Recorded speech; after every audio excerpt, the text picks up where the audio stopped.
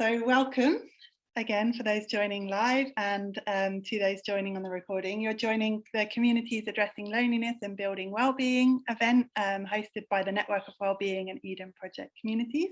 So those joining live, I would love to invite us just very briefly, just for like a minute, maximum 2 minutes, to have a little brief mindfulness pause. And for those that don't like to or are a bit kind of unsure about mindfulness, no worries at all. It's really just a way of saying just kind of breathing and pausing to just help support us to arrive in this space. And if you are familiar with mindfulness, then hopefully you enjoy this opportunity. So just inviting you to kind of check in with how you're sitting in your chair and just taking a few slightly deeper breaths, just to help support you to physically kind of tune in with your body. If you like, you can kind of gently lower your gaze away from the screen. You can also, if you would like, to close your eyes. Like I say, this is just going to be a very brief opportunity to tune in with yourself. And then just, again, inviting you to take a few deeper breaths. And just inviting you to allow yourself, just for this time that you're at this event, to just let go a little bit of the day that's just passed. Maybe you still feel quite full of all of the things you've been up to and all of the different pulls on your time and thoughts, but just inviting you to just let go of that just for a moment and just tune into what inspired you to join this event this evening. So what was it that brought you to an event about communities addressing loneliness and building well-being? Just reflecting on that for a moment in yourself. And then just realizing that others here on this event are also likely drawn by similar inspirations. So just kind of feeling a little bit of that connection already with others, even though we're joining on other sides of the screen.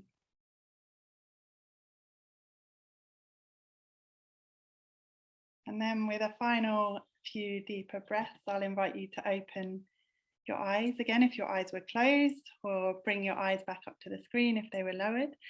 And thank you very much for taking that brief pause together. I know for me it can help me be much more present, so I hope it was supportive for you. So yeah, as mentioned, I'm Flo from the Network of Wellbeing. I'm co-hosting this event this evening with Tracey Robbins from Eden Project Communities, and I will hand over to Tracey to further introduce the event this evening. Over to you, Tracey. Hello and welcome everybody, and what an exciting Loneliness Awareness Week we're having already. This is my second event today. My team and I at Eden Project Communities are on, I suppose, the positive side of trying to bring people together and foster those connections and relationships and informal networks that help keep people buoyed and keep them going during times of loneliness. So I've been working on the issue of loneliness since 2010, and maybe earlier if you count the fact I was rather chubby and ginger at school. But besides that, for me it's a real passion, and actually working with the Network of Wellbeing, focusing on the connections and what we can all do about the issue around loneliness and the human response we need to it is really, really close to our heart. So I will be your safeguarding lead for the evening. So if anybody feels overwhelmed or gets upset by the subjects or would like to chat afterwards, you can direct message me in the chat, and I'll also pop my email in there so people can email me afterwards. I'm really happy to have a conversation, and so are all the organisers of this event. So if anybody's upset, I'll keep an eye on you as well, and when we go into breakout rooms at the end, if people don't wish to, they can stay in the main room with me. So I just want to let you know, emotions bubble up. I was on one earlier, and I was talking about today is my dad's birthday, and now and again it's like it does get overwhelming. I think I've been alive longer without him now than with him, so that mismatch of those connections can hit you when you don't expect it sometimes. So we're here for those people if you are hit by any of those emotions while we're in this session. But I have the ultimate joy of introducing our first speaker, which is Kim. Now, I was fortunate enough to meet Kim in 2016, and I can assure you, although you won't know virtually, she gives the most amazing hug and has the best welcoming smile I've ever known and lights up a room. I also had the great fortune of meeting Jean and Gordon, her parents, and the family at the time showed great love and resilience to all those people around them in what I can only imagine to be the darkest moments of their life. But since then, I've worked with Kim through the Jo Cox Foundation and the Great Get Together and the Month of Community on lots of different issues to celebrate life and bring people together and work really hard. And now Kim's journey has taken yet another turn, and she is now MP for Batley and Spen. And she is also the co-chair of the APPG on tackling loneliness, although I don't like the word tackle and I wish you'd change it, Kim. And also the Connected Communities chair. So I would warmly like to introduce Kim and hand over to Kim to say a few words for us today. Lovely. Thank you so much, Tracey. Good evening, everybody. Hope you're okay. I'm giving you a big wave. I'm sending you all a massive Yorkshire hug wherever you are across the country and beyond. Actually, it's really good to see that we've got people joining from all over the place this evening, and it really is a pleasure to be here with you all in spirit, if not in person. And thank you to Tracey and thank you to Flo for inviting me to join you this evening for what I think is a really special event as part of Loneliness Awareness Week. I really like the fact that you've drawn together loneliness and well-being, because I think taking a holistic approach to this subject is really important. It's certainly everything that I believe in. I'm also really pleased that there's a lot going on this week for Loneliness Awareness Week. And like Tracey said, I've been to several events this week, dropping today with the Mental Health Foundation, who are still talking about loneliness after they did their awareness week back in May. I've been asked to do quite a bit of radio interviews about it. And so it's great that it's happening. So Tracey's given me a great introduction there. Just to sort of add the details to that, some of you will possibly know me through my work at the Jo Cox Foundation. And Jo Cox was my sister. And again, for anybody who isn't aware, Jo was the MP for Batley and Spen who was murdered in June 2016. It's the 6th anniversary of Jo's murder this week, actually. So it's a tough week for me in lots of ways. But it's great to be doing something so positive this week that I know Jo would be extremely, extremely proud of and pleased that it's happening. Prior to Jo being killed, my background was in the physical activity and health and wellbeing sector. So a lot of the issues that we're talking about tonight really bring together my 2 or 3 different lives that I've had. And that makes it really extra special for me. I used to work as a lecturer in health and wellbeing, and also had my own business working as a personal trainer and almost a life coach, although that's a bit of a cheesy expression I'm not that keen on. But basically working with people around health and wellbeing. And that's where I get my energy from people and from trying to help people. So that's a little bit about what brought me to this subject, but really my work on loneliness started after Jo was killed. And after that horrendous day, we took the decision as a family that we wanted to do things to remember Jo in a really positive way. We wanted to remember how she lived rather than how she died. So we set up the Jo Cox Foundation and we started working on some of the issues that Jo cared about. And loneliness was one of those. And Jo got involved in working on loneliness because she'd had her own personal experience. And when she was a student, for example, when she went away to university, and we both experienced loneliness then. Jo went down to Cambridge, and as a northern working class girl, she felt like a fish out of water. And because we'd been so close as kids, we were both really struggling. And it was before there were mobile phones or probably emails actually or anything like that. And we had some really tough times there. And I think that had really stayed with Jo. She also felt lonely, as many people do after she gave birth to her first child. So as a new mum or as a new parent, that can be quite a lonely place to be. And then on top of that personal experience, when Jo was knocking on doors to be our MP, what she found was that lots of people wanted to chat They wanted a smiley face, they wanted an ear, they wanted someone to talk to. And it sort of really resonated with her that often they didn't want to talk about politics, goodness me, who does, but they wanted to have that conversation with somebody and to be listened to. So I think because of that, Jo started the work on loneliness on a cross-party basis with Seema Kennedy on the Conservative benches.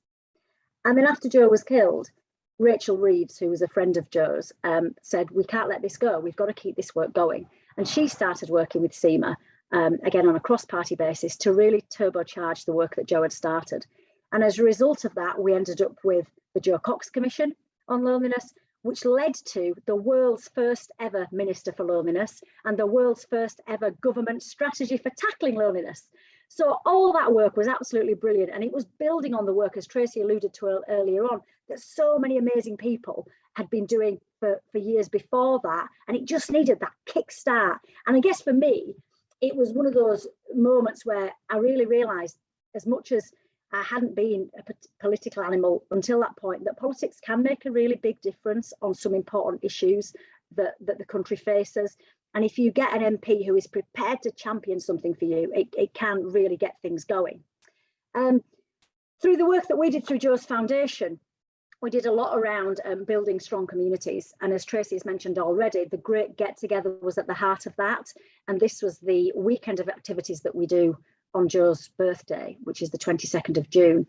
And really, this was an idea around connecting people, bringing people together, remembering Jo, but also building those communities where we all feel that we have a sense of identity and a sense of belonging. So that's kind of a bit of a work up until, I guess, last year for me. And then last year, I took the difficult decision, probably bonkers decision, to put myself forward to be the MP for Batley and Spen, the area that Jo represented, the area where we both grew up and I've lived all my life. And after quite a not particularly pleasant experience of a by-election, I managed to get into post as the MP for Batley and Spen. It wasn't the plan, far from it. But what I'm now doing is thinking about how I can make a difference on the issues that I care about, the issues that Jo cared about, the issues that the country needs us to address, with a very different hat on. And that's why, as I think Flo said, I now co-chair the APPG on loneliness and connected communities. And I was honoured to be asked to do that. I do it with my parliamentary colleague and friend, Tracey Crouch, who was the world's first ever Minister for Loneliness, and she sits on the Conservative benches. And it's a really good example of how, you know, despite our differences, whether they be political or otherwise, you can work with people on issues that you both have a shared emotional attachment to. And I play football with Tracey in the all-party women's football team as well. She's pretty good at football. I'm not so good, but I have lots of fun. So that's how I really came to be looking at loneliness with my different hat on. But one thing I want to be clear about on this issue is it's the voluntary sector that leads the way on this stuff, not politicians. We need to be led by you, and we need to follow your example. And having done this for a few years in the voluntary sector, I feel that really, really deeply. And I would encourage you all to keep lobbying your MPs, lobbying people in government and local government, very much in local government as well, to keep loneliness and connection on their agendas, because it needs to be there. You're the experts. You know, I don't think there's experts in Parliament really on this stuff. You guys are the ones who need to feed us the information. And I think now, by you doing that, it's a really good opportunity for us to revisit that strategy that was produced in 2018. Have the government been doing what they said they would do? Let's be fair, in the middle of all that, we've had the pandemic, we've had the lockdowns, which dreadful in so many ways. I guess one positive that came out of it from a loneliness perspective is it got people talking about loneliness again, because sadly, more people than ever have experienced loneliness and isolation for the worst possible reasons. So I think we are at a moment in time now where we can really go for that turbocharging again of this agenda. I'm also really keen and happy that the APPG is about loneliness and connected communities, because there is a much broader narrative around loneliness, and that is the one of human connection. And I think we've got to keep talking about that as well. And I think it's really about taking a holistic approach to these issues. And again, that's one of the things I'm pushing through the APPG is, you know, we need to be looking at everybody having a role to play in addressing the issue of loneliness, building strong, connected communities, whether you are in government, local or national, whether you're in the voluntary sector, which is where I believe, as I've said, that the beating heart of this work is, but also the private sector as well. So let's start looking at employers and businesses to see what they can do to work in this area. I've talked a little bit about my own personal experience of loneliness when we were teenagers and when Joe went away to university. I think for me also, what I've realised over the past few years, and actually probably the last few months as well, is there's two really important intersections that we need to consider probably more deeply. One is the intersection between grief and loneliness. And I think, again, building on top of what's happened for so many families during the pandemic, I think we've got a lot of unprocessed grief across our country. And I think that's something we need to be really aware of, and the loneliness that that can create. I think the second really important point is the intersection between loneliness and mental health. And we don't define loneliness as a mental health condition, but there is very, very clear evidence that people with mental health concerns can be extremely lonely. And similarly, if you are extremely lonely, it can lead to mental health problems. So I think these intersections are really important, and it's everything I believe in, again, around taking that holistic approach to the problem. And I think, you know, we've got to be quite clear in what our asks are to the general public on these sorts of things. And I guess 2 or 3 things that I always talk about are not being afraid or embarrassed or ashamed to ask for help. And again, as we, you know, move forward from the worst times of the pandemic, really saying that to people quite, you know, blatantly. You know, if you have lost loved ones, if you are feeling lonely because of that, if you're still nervous about reintegrating with society and getting back to the things that you used to do, it's a real strength to ask for help. And I'm the worst at this. I'm absolutely crap at asking for help, but we've got to encourage that and say, you know, it's a strength, it's not a weakness. And also, again, just having those open conversations with people who we think might be struggling. And I've done a few things. I think I was on radio today talking about it, saying, you know, if you've gone back into some of the stuff that you were doing before lockdown and you notice someone who isn't there, let's all try and reach out and you know, knock on the door, give them a ring and say, you know, we're getting back to the choir or to church or to tennis or whatever it might be, and gradually pull those people back in. I guess the other thing to finish on really is examples of where this is done really well. And the honest answer to that is there's so many, and I'm so proud of the many organisations that do stuff in this space. And that's from the really big, like the British Red Cross and the Co-op and organisations like that, and like the Eden communities, you know, quite big organisations, but to the really small, hyper-local work that goes on. And I've seen a lot of that in Batley and Spen in our community in the last few years. And I know there's many examples, whether it's the Friendly Benches or the Coffee Caravan in Suffolk, or, you know, those little hyper-local groups that do amazing things. You are so important to this work. And, you know, I think we all need to acknowledge that and be incredibly grateful for that. You've also got those national organisations that have a local remit as well, things like the Royal Voluntary Service, Age UK, Re-engage, you know, where they are national organisations, but the local work is really important. And I've attended loads of fantastic events for some of those organisations. I think we also need to give a big shout out to the Marmalade Trust, who were actually the people who invented Loneliness Awareness Week. And it's fantastic that they've done so much. Amy, who is the fantastic lady behind that, I think sadly has got COVID at the moment. Oh no! But someone from the Marmalade Trust was in Parliament today, and it was lovely to be able to meet up with her. I think the other thing is looking at organisations that address loneliness quite explicitly and quite directly, but also then looking at ways that we can do more of the loneliness by stealth, tackling loneliness by stealth. And for me, that's anything within your communities, whether you're a sports club, whether you're a choir, whether you're a knit and natter group, or whatever you are. So, you know, I think just the voluntary sector as a whole needs to be respected a lot more, and it needs to be valued a lot more, however you go about these things. So I guess that's it really in summary. I suppose that the action points for me is that, you know, let's keep loneliness on the agenda, but let's talk about it broadly around human connection and how important that is to every single one of us. Keeping that message going that we can all do something about this. You know, we can all do something, whether it's organising a big lunch or whether it's knocking on our neighbour's door and, you know, taking a cake round, whatever it is, there's something that we can all do. And yeah, and thank you for all the work that you're doing on this, because it really, really is very, very important. Wow, wonderful. Thank you so much, Kim, for such a, like moving and personal and also really informative and inspiring talk. It's, really a wonderful start to our time together this evening. And just to let everyone know that because we're really thankful and lucky to have Kim with us this evening during such a busy week as Loneliness Awareness Week. So Kim will be staying with us for about another 5 or max 10 minutes. So if you've got any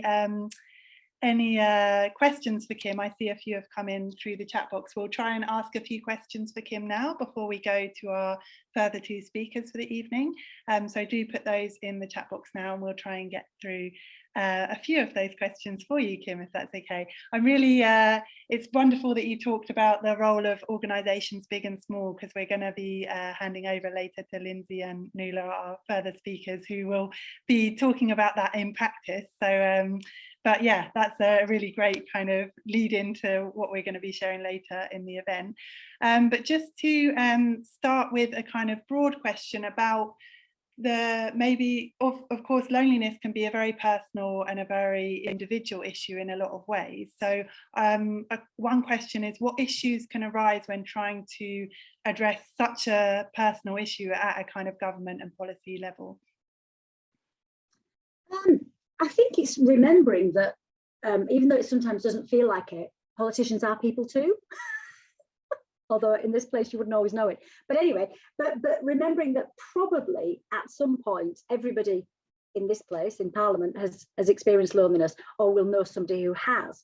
And I guess, again, that's what I always try and do.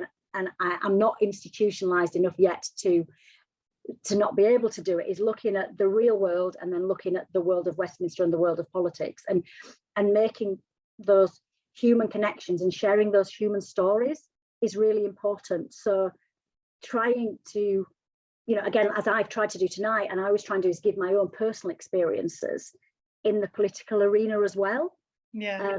Interestingly, I'm working on the online safety bill at the moment as well, and it's really easy to think the online safety bill is up here, and you know, we need to give examples of what the manifestations of political policy are in the real world, and I think that's something I always try and do. Does that make sense?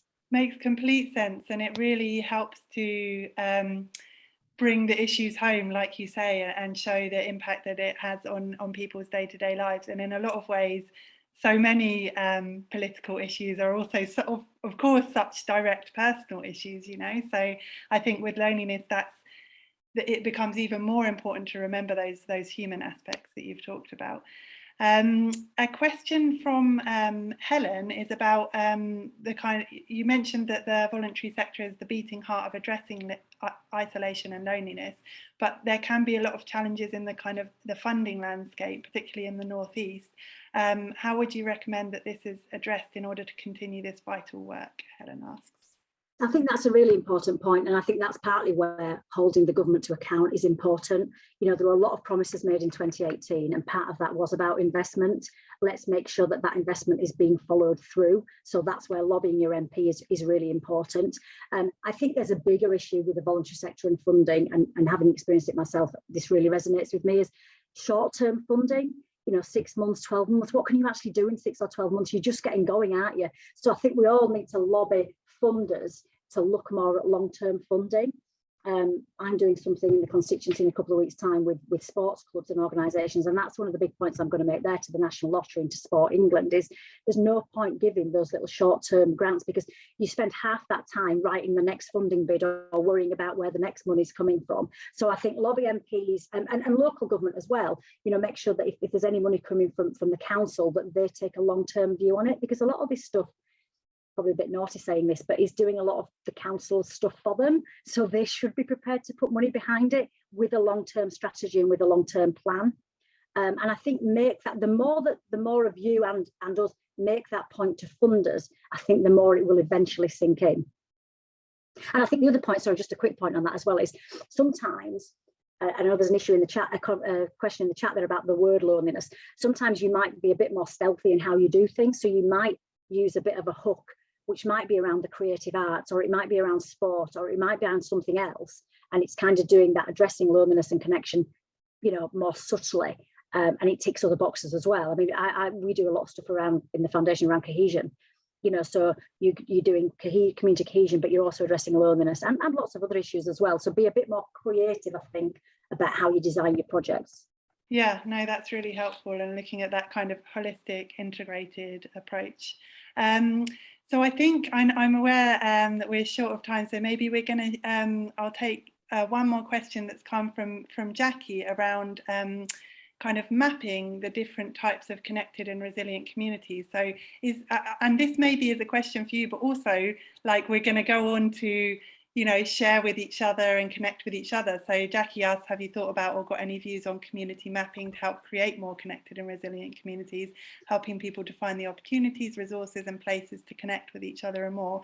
So maybe that's a question for you, Kim, but also to share with, you know, for us to reflect on throughout this event, if others have views on that as well.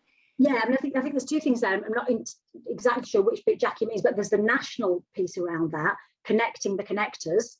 And certainly one of the things that I was really proud of that Joe's Foundation did during lockdown was set up something called the Connection Coalition, which I think some people have heard of. And this was doing just that. This was a national mapping exercise around who is doing this work on loneliness and human connection. And that is still going. So if anyone wants to find out more about the Connection Coalition, I would suggest getting in touch with the Joe Cox Foundation around that. Yeah.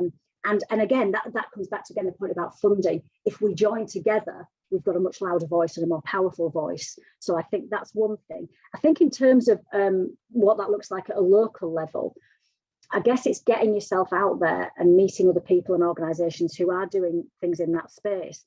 I mean, I'm doing that now as the MP, but I did it before through Joe's Foundation. And one of the things that I realised really quickly was you don't need to reinvent the wheel. There will be other people doing this good stuff. But one of the weaknesses of people in the voluntary sector is we're not always very good at blowing our own trumpets. So sometimes it's a question of finding those people and then joining the dots.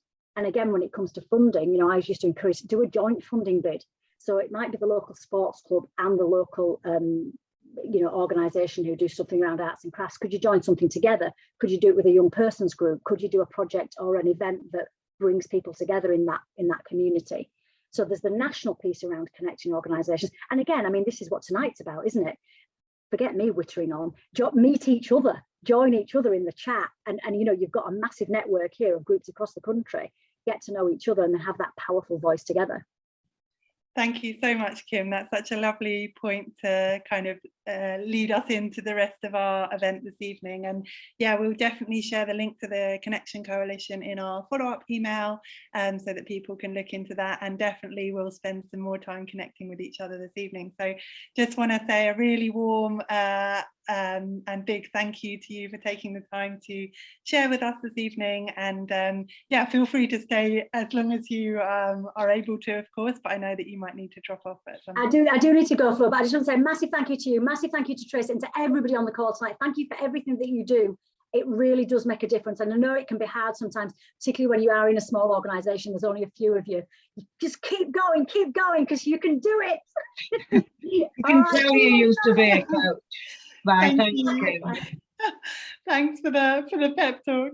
So with those inspiring words from Kim, we will move on to our next lovely speaker of the evening, which is Linzi. So I'm just going to give Linzi Kaysen a brief introduction. Linzi's from the Empowerment Charity, and she's the service manager and is working to help reduce loneliness through connecting the community on various projects together with her team. So we're going to hear more about her work, and that's an example in practice of some of the wider issues that Kim was talking about there. So over to you, Linzi.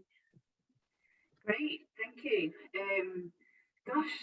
Following Kim is like really difficult because a lot of my notes that I've made, the top tips, she's sort of just covered them, but that's fine. I'm still going to go ahead.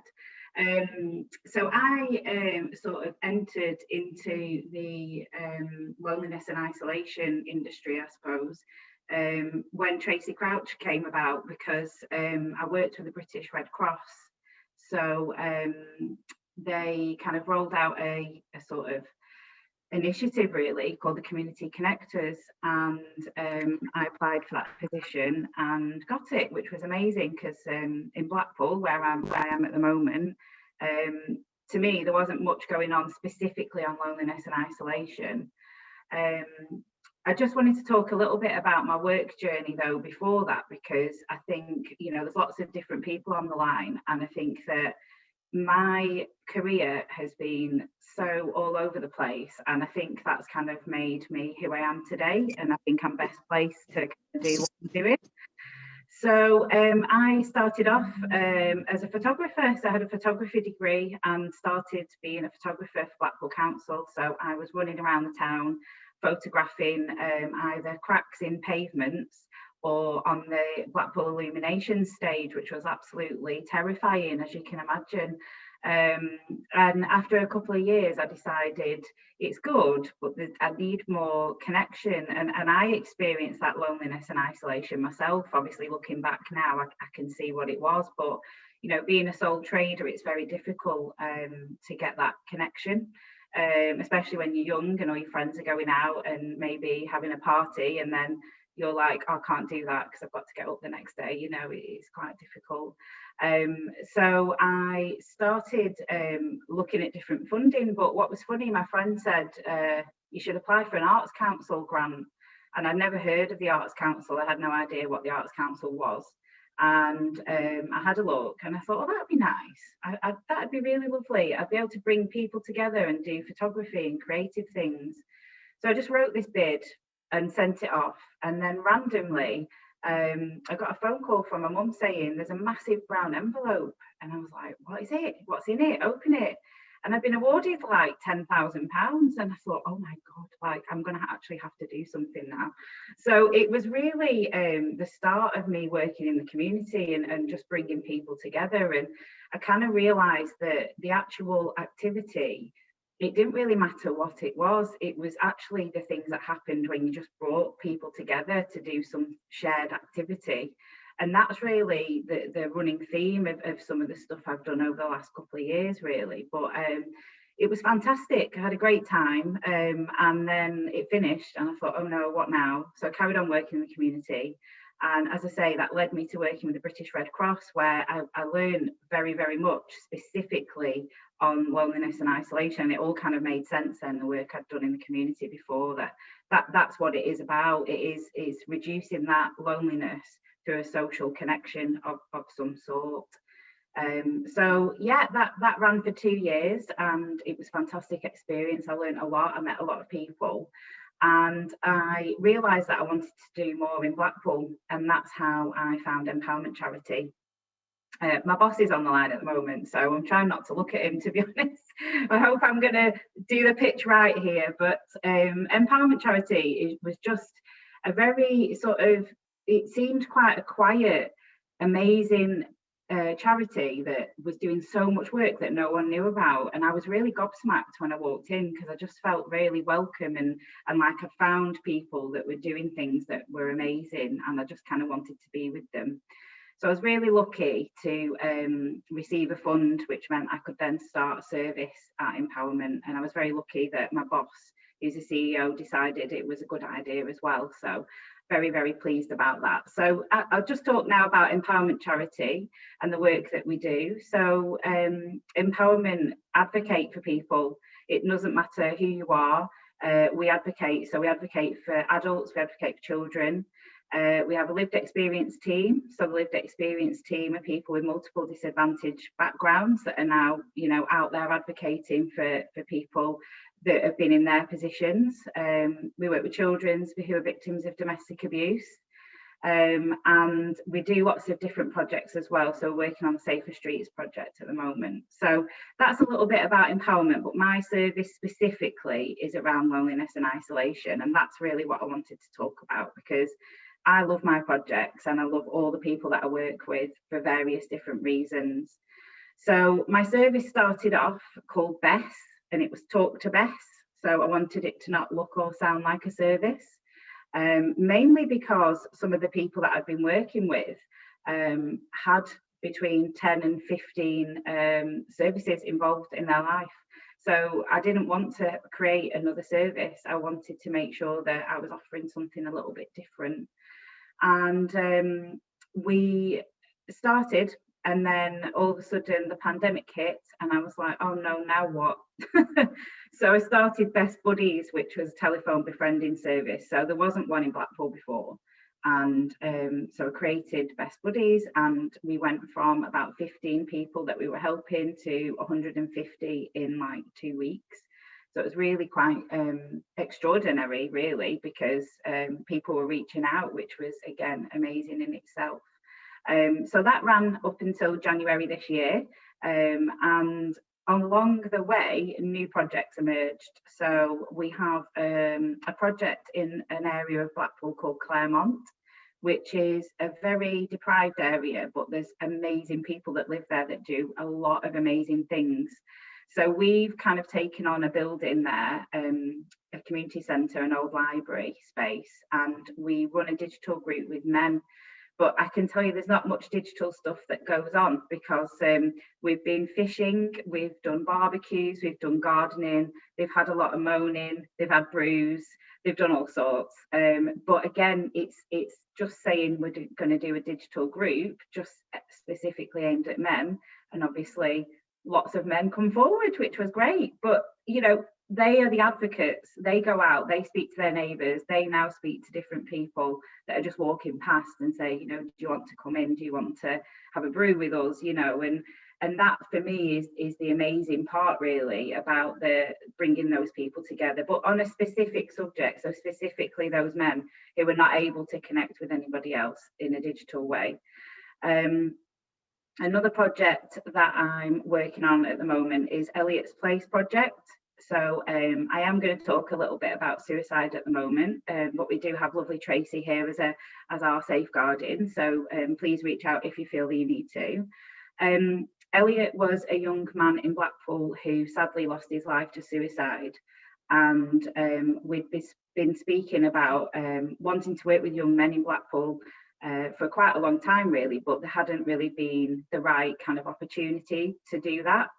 Obviously, we don't want to duplicate work. So we spoke with Elliot's family 1 week after he'd lost his life. And as a result, we now have fundraised, and we have a huge building. I say huge, it's 2 containers, but we have a huge space. We have a building in the Empowerment Garden. And we literally today just took on our 2nd member of staff. And we are creating a community of young men who can support each other through any sort of mental health issues that they might have, any sort of anything that they want to do. I'm just going to help to facilitate that, because there is nothing in Blackpool, and it's really difficult to hear that the work that we're doing is new and needed, because I thought there was other things happening, and that's really difficult. But it's an answer in itself. It gives me an opportunity to obviously do something about that. As a side of that, we have held our first event for people that have experienced a loss and a bereavement through suicide, which is going to become a yearly thing. And that's then led on to writing a strategy for Blackpool. So there's lots and lots of things going on that are specifically aimed at people experience loneliness. We do lots of other fun things. We do craft groups. We have a chatty cafe every Christmas. We had a walking group recently, and I'm sure there's many more things to come. So I can't see the time, and I'm probably trying to rush myself a little bit here, but I just wanted to give you a quick top 10 tips, because I think that's always handy when you come onto one of these webinars. So the first 5 are general wellbeing tips that I've taken for myself, and then the other 5 are practical. As I say, Kim beat me to it on a few of them, but I'll quickly run through them. So I'd say my first tip is to go with your gut. So you're usually right, and I think that's really, really important, because sometimes you doubt yourself, and actually you know best, because you're the person that's best placed. And if you don't go with your gut and you learn a lesson, then you've kind of gone with your gut at the same time. Number 2 is it's okay to fail. So it really doesn't matter what anybody else thinks, which sometimes we might not do things because we think that others who are watching in the sidelines might say something. Who cares? Just go for it. At the end of the day, you're doing it, they're not, and it's fine if you fail. It really is. Number 3 is to be brave. So it can be really tough at times when you're working out there in the community and you're on your own, or you're just starting off, or you've got some crazy wacky idea that you think, I'm going to go for this, what do you think? You know, just do it, just be brave, because I just think that you'll look back and see what you've achieved and think, gosh, like, I'm glad I didn't give up on that. Number 4 is be different. So basically my inspiration comes from going to random places and doing random things. So even just getting on a train or a bus, or going to a different town, or looking at in the library, you know, just keep an open mind, because inspiration will come. You know, if you're feeling like you're having a lull in your ideas, or you're not sure about an idea, I would say just go and do something a little bit different, and I think that it will come out eventually. Or just bank the idea, just put it to the side, because it will come up at some point. Number 5 is definitely look after yourself. So you obviously are probably on here, or there's some people that do every single part of their business or their community group. Just make sure you set your boundaries, you know, turn your notifications off at 8 o'clock and don't turn them on till 8 in the morning. And my quick top 5 practical tips are basically, they're all free, so that's a good start, I always think. I would definitely say stick to 1 or 2 socials and just refine what you've got, because sometimes you feel like you've got to be on everything. You don't. You just need to be on 1 or 2 and do it really well. Look for free training, even if it's not in your area of work. So you might use it someday. There's loads of free training out there at the minute. I've seen loads online because obviously of the pandemic. So just try and sign up. Eden is a great example. I've been to nearly everything, so I'm really excited to be here tonight. Number 3 is network. So I know Kim mentioned the Connection Coalition. I was part of that, and it was amazing, and I met so many different people. Just network, just go to everything, just look what's happening in your local area, even if it's just like a book club. Just go down, because you honestly never know who is going to be there and what connection that they could give you for, you know, for yourself as well, but just for your work. Volunteer is number 4. Definitely get out there and do one day, even if it's just at a festival or helping out in a cafe. Again, people and their stories will give you that inspiration that you might need. And number 5 is change is possible, and no idea is too crazy.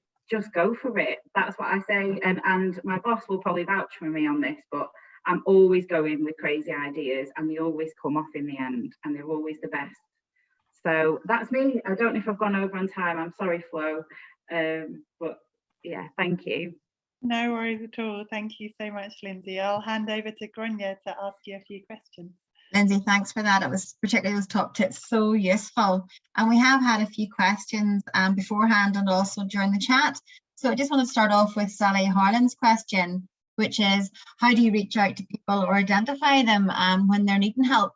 Quite often people don't realise that they're lonely or isolated, or don't want people to approach them and maybe refuse help. What do you do in that respect? There's a few different things, really.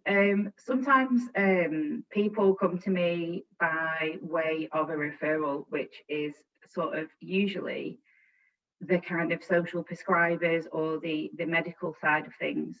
That's fine, obviously, because it's really helpful. Sometimes I probably get once or twice a year, I get one email of someone saying, I'm lonely and I need some assistance. And that's always really great, because you know, someone's had that, taken that first step. But I completely understand what you're saying when you say, how do you actually get to people who are isolated? Because usually they are actively isolating themselves. All I can say is that if you start to put things on in different areas, so if you just do a random I don't know, coffee morning, or put a Facebook post out there and say, you know, we're going to meet up here and we're going to do a walk, please come along. It does start to kind of gather a bit of momentum as you go, because people start to talk to other people and build the confidence. You only need like 1 or 2 people to come to anything that you put on. If you're expecting 100 or 25, then that's fine. But if 1 comes, that's 1 more person. And when you build that confidence in that 1 person, I guarantee when they go home, they might see someone and go, actually, I'm just going to say hi to them across the road. Or if you're even in a shop, you know, well, what are you up to tonight? You know, any sort of connection and showing that kindness, I think it's quite infectious and in a really good way, in a positive way. But yeah. And how that's really good, thank you. How do you involve users in the design and kind of how you choose which projects to run? So that's amazing question, thank you. Everything that we do at Empowerment is co-produced, which basically means we don't do something just because we think that it needs to happen. So for example, with Elliot's Place, we know that there is a need because we see statistics and things like that that are really not the best things to be looking at, but you can see there's a need. But then, okay, well, what is it they actually want?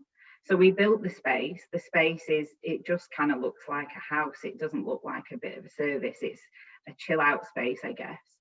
But then in the actual design of what is Elliot's Place going to offer, we've actually invited young men. I wasn't there. I'm a lady, obviously, but we have young men and another man facilitated.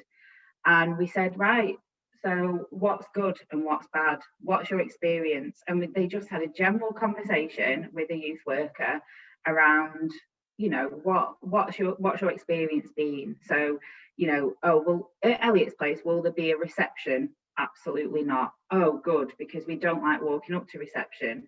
Great, that's good. So will we need a referral? Well, no, we won't have a referral process, but we will have some things in place to keep you safe. All right, okay, we don't mind that. And so this next year, really, as I said, we've literally just got our 2nd member of staff today. Those 2 guys, because we have employed two young men actually, they're going to be chatting to the guys over this next year, and we will learn and work and adapt and change so that it is fully for that person, because there is literally no point in me saying that's what you young lads need, because I'm not a young lad and I've not walked in their shoes. So it will be user-led, basically. That's really helpful. We just lost Sally during that. She's just rejoined us again. But one of the other questions was around how you monitor effectiveness. I think you've answered that to some degree there, and what you've been saying about how you involve the young people in shaping those projects. But thinking more generally, if people had to do 2 things, what would you suggest? Because I know funders ask for evaluation and monitoring effectiveness, but you know, what's the thing that has given you the most benefit that you've done? What, sorry? What type of monitoring have you done that you find monitoring, sorry. Sorry, my accent. No, I kind of got it, but I was thinking I just want to double check. So monitoring and evaluation, they are like the bane of my life. I'm really lucky that in some of our funders, we've been able to provide video content, images, and case studies as the evaluation. What would I say the 2 things are? I would say there's no harm in just sitting and chatting to somebody and asking if it's okay to make some notes, because nobody likes to fill out evaluation feedback forms, and no one wants to do an online survey. Look at the things that you don't like to do. So if like you stood in Tesco's and you're going out of the shopping, and you don't want to be stopped to be talked to about something to do with whatever that cause might be, you might stop if people look a bit friendly, they've got this is just an example that I did the other day actually, some knitting stuff there, and then I just chatted to people really, and I said, well, what is, they said, oh, we don't really like giving to charity. I said, well, I'm not asking you to give me anything, I'm just asking about how are you today? Oh, right. And then all of a sudden it's like, well, actually, I've got this problem and I could do with a bit of support. And so it really, for me, it would be just to talk to people. And then you sort of say, is it okay if I take your information? Because I need to just put this into whatever it might be. And usually people are more than happy to give you that information. But yeah, I don't have any kind of like definitely do a survey and definitely do this, because I think just think about what you don't like to do and do the opposite. Do you know what I mean? Yeah, not super hard. Thank you. That's so good. Thank you very much. I'm just going to take the chance now to move on to Nuala, our other speaker. So just to give everyone a little bit of context, when we were designing the session today, and should I just say as well, thank you so much, Linzi, for that. It's so very useful. When we were designing the session today, we wanted to have a balance of projects kind of that are at a larger scale and maybe things that we can do as individuals. So we're inviting Nuala O'Toole today, who's an Eden Project Communities Network member. She's also very active in her own community in Northern Ireland. Before I introduce and bring Nuala on to speak, I just wanted to say that, you know, there was a popularised saying during the pandemic, and that was, you know, around how we're all in the same storm, but not necessarily in the same boat. And I think that what Nuala has done with her project that she started at a local level, and she's going to come on and introduce it herself, so I don't want to spoil that, really did something around recognising that, you know, if you were in a good place, you could do something. But actually, even if you weren't feeling that great yourself, doing something positive can really change your mood and your feelings maybe of loneliness, and maybe help you feel more connected as well. So without further ado, I'm going to hand over to Nuala, who is very definitely a battery charger, something that makes a big difference in, you know, in reaching out and connecting in communities. So over to you, Nuala, just to say a little bit about what you did and why you got started with the Kindness Postbox, please. Hello, thank you, Grainne. First of all, everybody, I have imposter syndrome, okay? I had no idea what I was doing, but I knew when the pandemic happened that I had to stay indoors and I was getting lonely. So if I was getting lonely, other people were getting lonely. And then I was reading stories to nursing home residents, and we got chatting with the staff, and they were saying how the morale was shifting down and nobody could come in and everybody was getting very isolated, and basically the cheese was coming off everybody's cracker. So I thought, that's not good. And then I heard something that really just flipped the lid, and it was that there's a wee man, local, and he lives in his own home and writes himself a letter every month, so the postman will knock the door. And I thought, that's not right. That's not right. So I thought, I'm the postman's daughter, we'll make a postbox and we'll stick a rainbow on it. And that's just what we done. And we thought, right, well, this is going to last a week and we'll have delivered 2 letters and I'll feel good and the loneliness will leave me. Great. And that did not work, because we put a postbox into the shop, our local shop, for 2 weeks, and the school brought these letters in, and then we delivered it to a nursing home, which was great. And then the nursing home, collectively, all the residents, John would write a line and Mary would write a line, and they'd done a collective letter and sent it back, which we thought, oh, okay, this might be going a wee bit further than we originally thought. So then we thought, right, okay, the strangest thing happened. My son said, Ma, that's a good idea. That does not happen very often. So I thought, oh, well, I'm going to chase this rainbow. So he got involved. We set up a wee Facebook group, because I thought, well, if I'm 5 and I've drawn you a letter or a picture or made something like this, I want to know where it went. So we basically done a Facebook group just for the kids. And then people outside our area started to get in contact with us and say, could we do it? And I was like, oh, okay. This is what a snowball looks like. So we had to set up, we thought, right, I don't want to get into any GPR or keeping details or killing dead things. So we just set up a little template system where there's a flyer, there's a Facebook book. That's how you keep a record of all the letters and how many residents you've met. And we basically pair a school with a nursing home, and they send letters back and forth to each other. And then my friends started to get involved, and one of them made me a t-shirt.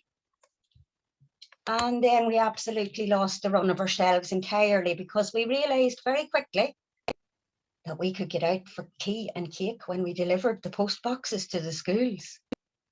I am corruptible for tea and cake. It is a sin, I know. So we bring the box out to a school, we leave it with them for a week. They make these gorgeous drawings. We bring it to the nursing homes and the residents, and then we started to realize people who weren't actually in nursing homes, they were still lonely. So then I got in contact with Alison at Southwest Age Partnership, who goes round and visits people in their own home. So we made a smaller box, and that now goes round in the back of her car, so that John up in Balik will write a wee letter to maybe Mary John up in Fermanagh or whatever. And we thought, oh, this is good, it's going well. We have one box in a mobile box, and we've delivered maybe a couple of letters. And now we are 14 months later. We have delivered 10,640 letters to over 6,500 residents. That's a lot of cake. But people now, when we come up to the nursing homes, or they're like this, they know what they're getting. And they're actually wallpapering their little rooms and writing back. And then we've realized that people that from the nursing homes and the schools were, yeah, let's keep this going. So at Christmas, we done nursing home bespoke hampers. There was not a bit of barmbrack or a scone in it. Nursing home residents want drumsticks. They want maracas. And again, we started out with absolutely nothing, and we have most of it left, thankfully. The community just got involved, and they gave us drumsticks, they gave us everything that was requested by the nursing homes. And it was just, it's a buzz. You literally cannot be in a bad humor if you're surrounded by things like that. And then other people outside Fermanagh started to go, oh, that might be a good idea. And now we have, which is a bit mind-blowing, 19 partnerships in Northern Ireland with health trusts and councils and loneliness networks. And we have launched, which I am actually putting in a petition that I should be at this launch, by the way, in Coogara, New South Wales. We've gone global.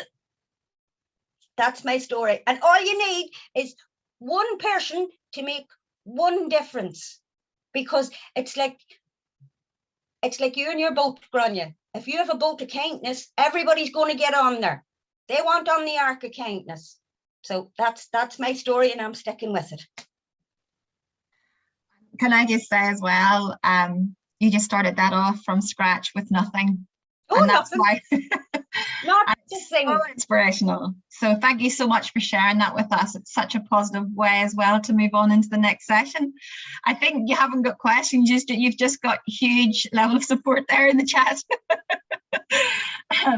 But can I just ask you, did you receive funding at the beginning? Yep. No. Have you received funding since?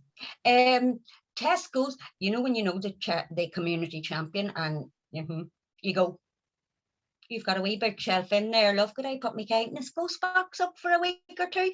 And then people gave us money, so we used all that to make up hampers, things like colouring books and jigsaws that we weren't donated. So yep. But essentially your post box runs with nothing. Absolutely nothing. It runs, our currency is kindness. Yeah.